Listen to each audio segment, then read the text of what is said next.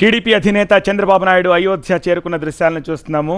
చంద్రబాబు నాయుడికి ప్రత్యేకమైన ఆహ్వానం అక్కడి నుంచి అందింది. సో ఈ నేపథ్యంలో చంద్రబాబు నాయుడు కూడా అయోధ్యకు చేరుకున్నారు. సో మాజీ చీఫ్ జస్టిస్ ఎన్వి రమణతో ఆయన ముచ్చటిస్తున్న దృశ్యాలను చూస్తున్నాము. అలాగే అక్కడున్న వీవీఐపీలంతా కూడా ఆయనను పలకరిస్తున్నారు. ఆయన కూడా అభివాదం చేసుకుంటూ ముందుకు కదులుతున్న దృశ్యాలను చూస్తున్నాము.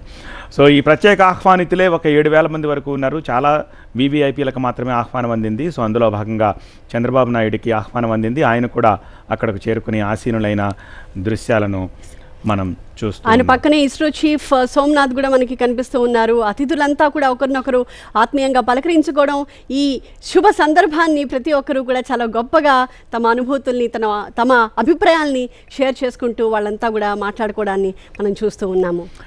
విఐపీలు ఇప్పటికే అక్కడికి చేరుకుని మాట్లాడిన దృశ్యాలు చూసాము. సైనా నెహ్వాల్, క్రికెటర్ మిథాలీ రాజ్, క్రికెటర్ అనిల్ కుంబ్లే, అలాగే డిఆర్డీఓ డైరెక్టర్ సతీష్ రెడ్డి, ఇతరత్ర ప్రముఖులంతా కూడా మాట్లాడిన మాటలు చూసాము. ఇప్పుడు చంద్రబాబు నాయుడు అక్కడికి చేరుకున్నారు. సో ఆయనకు స్వాగతం పలికారు తీర్థక్షేత్ర ట్రస్ట్ ప్రతినిధులు.